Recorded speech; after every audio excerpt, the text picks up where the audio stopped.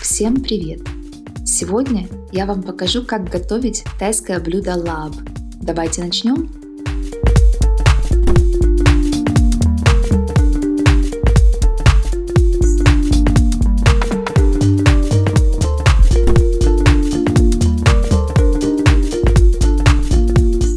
Среди людей, которые знают тайскую кухню, есть небольшая дискуссия. Все-таки как называется этот салат? Лааб, лаарб или оба варианта правильные? Давайте обсудим это в течение ролика. Итак, замаринуем свиной фарш с соком лайма и белым перцем. В принципе, для этого блюда вы можете использовать любой вид фарша. Не забудьте перемешать свинину с маринадом. Так вот, вернемся к названию. Дью, которого мы учились готовить тайские блюда, дал нам книгу, в которой название указано как лаарб кай. Пока не забыла, порубите 2 перца чили. А после наших занятий я пошла в супермаркет, где стала искать приправу к этому салату. И что вы думаете? Я ее не нашла. Но нашла пакет, который выглядел точно так же, как блюдо в оригинале, только с другим названием. Лааб. В общем, я впала в ступор. А пока мы наговариваемся, оборвать с веток листья кинзы и мяты. И как мне надо было поступить? Я обратилась к первой встречной тайской женщине в супермаркете и спросила: «Это лаарб?» Она на меня посмотрела как на глупую, сказала: «Тайцы говорят лааб». В общем, если произносить правильно, то полное название блюда будет лааб кай, что означает пряный рубленый салат. Порежьте кусочек фиолетовой луковицы в полукольца. Это не классический продукт для тайской кухни. Мы всего лишь заменяем им тайский шалот. Соберите все необходимые ингредиенты поближе к плите. Полный список продуктов я оставлю в описании. Салатные листья и огурцы промыть и сервировать заранее, так как лааб кай подается к столу немедленно. Итак, немного подсолнечного масла и высыпаем наш фарш. В вок, либо кастрюлю с антипригарным дном, мы выставляем на самый большой огонь. А теперь внимание! Опасность! Добавляем перцы чили. Ровно через 15 секунд я получаю ожог дыхательных путей капсицином.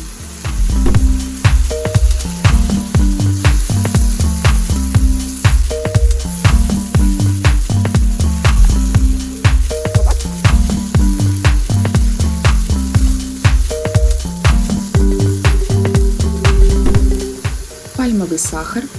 У меня он в формате пудры. Кстати, кто знает, как сохранить свежесть пальмового сахара? Потому что через год после того, как я его купила, он у меня засох просто в камень. На замену сахару я могу предложить агавы или финиковый сироп. Таким образом мы сможем сохранить кето-свойства данного рецепта. Фиолетовый лук. Чтобы довести его до нужной кондиции, понадобится не более 1 минуты. В целом правило такое. Добавляем лук тогда, когда со сковороды испарится излишняя жидкость, но мясо останется слегка влажным.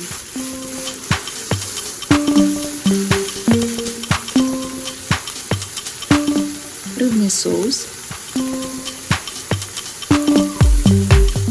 Не забудьте постоянно его перемешивать. Так как все готовится на очень быстром огне, блюдо горит очень легко.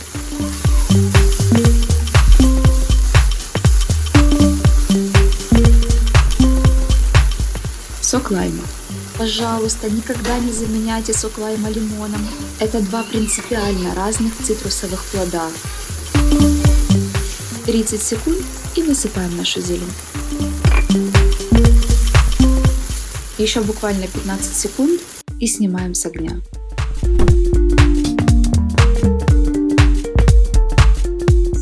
Как красочно!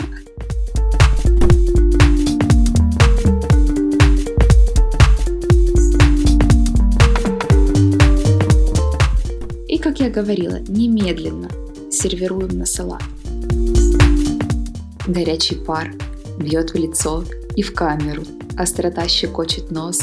Предвкушение поглощения блюда таки подкашивает коленки. Нет, все, это невозможно, я опять хочу есть.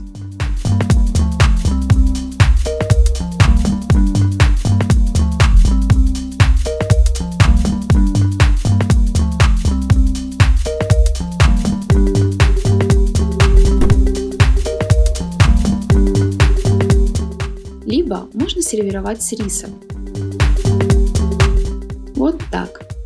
Кстати, совершенно забыла сказать. Это блюдо приехало в Таиланд из Лаоса. И в основном его подают в регионах, где живут люди, которые переехали оттуда. Это север Таиланда, где мы и научились готовить лап кай. Это потрясающее сочетание мяты с кинзой. Такое сочетание трав еще можно встретить в индийских блюдах из региона Пунджаби. Для меня это просто отдельная разновидность космоса, и я обязана вам их показать в одном из следующих выпусков. Всем итадакимас, спасибо за просмотр, ставьте лайки, подписывайтесь на наш канал и оставляйте комментарии. До новых встреч!